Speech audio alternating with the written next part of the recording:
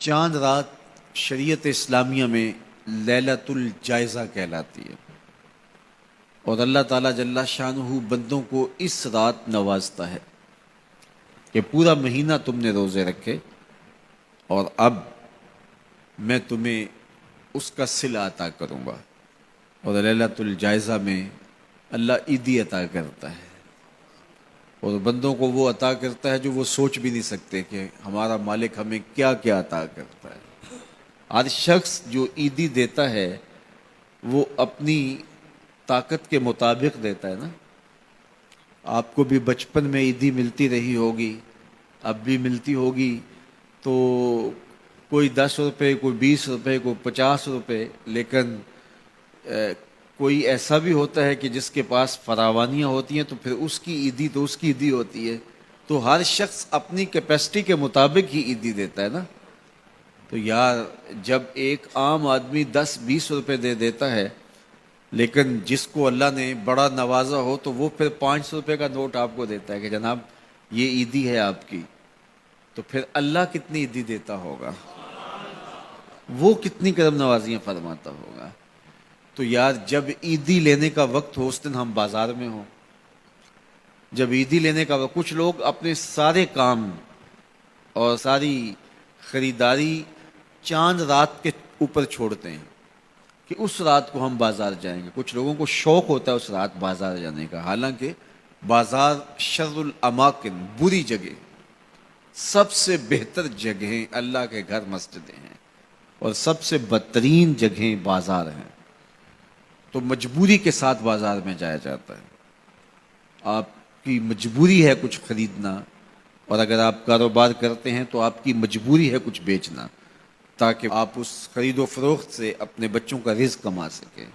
یا اپنی ضروریات کو وہاں سے جا کے خرید کے لا سکیں، تو وہ مجبوری ہے۔ تو مجبوری کے لیے آپ وہاں جا سکتے ہیں، اور ہمیں حکم دیا گیا دیر سے جاؤ جلدی واپس آ جاؤ۔ مسجد میں حکم دیا گیا ہے جلدی جاؤ دیر سے واپس آؤ۔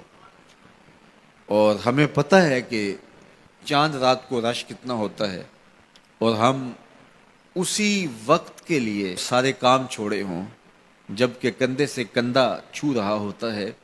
اور مرد و زن کا اختلاط بھی وہاں ہوتا ہے، تو پھر اپنے آپ کو بچانا اور اپنے آپ کو محفوظ رکھنا اور اپنی نظر کی عفت اور پاکیزگی کا خیال رکھنا کتنا مشکل ہو جائے گا۔ اپنے آپ کو آزمائش میں ہی کیوں ڈالا جائے کہ جس میں ہم پورے نہ اتر سکیں۔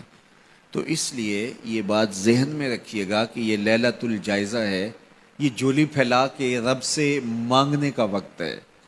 یہ بازاروں میں آوارگی کا وقت نہیں ہے۔ تو یہ رات بھی ہماری اللہ کے حضور عبادت میں گزرنی چاہیے، ذکر و فکر میں گزرنی چاہیے، یاد الہی میں گزرنی چاہیے۔ تو لیلۃ الجائزہ کو کبھی ضائع نہ کیجیے، اور اس رات کو برباد نہ کیجیے۔ سارے مہینے کی محنت آپ نے جو کی، اب اس کا صلہ لینے کا وقت ہے، اب عیدی لینے کا وقت ہے۔ تو عیدی لیجئے اپنے رب سے، جھولیاں پھیلا پھیلا کے لیجئے، اس سے خیرات مانگیے، اس کی کرم نوازیاں اور اس کی رحمتیں تمہارے اوپر برسیں گی، تو ان کو اپنے دامن میں سمو لیجئے۔ تو اپنی ضروریات کے لیے اور وقت نکالیے، اور عید کا دن بھی اللہ نے ہمیں 5 نمازوں کے علاوہ ایک اضافی نماز عید کی ہمارے اوپر واجب کی ہے۔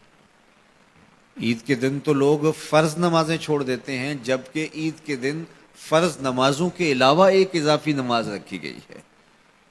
تو یہ ہمارا امتحان تھا، ہمارے ایک مہینے کی جو ٹریننگ ہوئی تھی، اس کے بعد آج ظہر کے وقت، آج عید کے دن فجر کے وقت، آج عصر اور مغرب کے وقت دیکھنا تھا کہ اس کا اثر ہماری روح میں کتنا اترا ہے۔ اور میں کہتا ہوں کہ جب مسلمان سارا مہینہ روزے رکھیں، تراویح بھی پڑھیں اور نمازیں بھی ادا کریں، اور عید کے دن فجر کے وقت مسجد میں نمازی نہ ملے، ظہر کے وقت آدھی صف ہو، تو شیطان تو بڑا خوش ہوتا ہوگا، وہ تو بڑا راضی ہوتا ہوگا کہ یہ پڑھتے تھے نمازیں اور تراویح اور کیا کیا کرتے تھے، پتہ چلا نا کہ ان کے اندر کچھ بھی نہیں اترا، اور یہ جہاں کھڑے تھے اس سے بھی نیچے لڑک کے آ گئے۔ تو تو شیطان کو کبھی خوش نہ ہونے دینا، اللہ کے حضور سرخروئی اور کامیابی کے لیے دعا مانگتے ہوئے ماہ سیام سے رخصت ہوں۔ یہ گھڑیاں اللہ نے نصیب کی، گنتی کے دن انہیں کہا گیا، تو یہ گنتی کے دن یوں ہی بیت جاتے ہیں اور اسی طرح پوری زندگی بیت جاتی ہے، اور پھر جب آنکھ بند ہوتی ہے تو پھر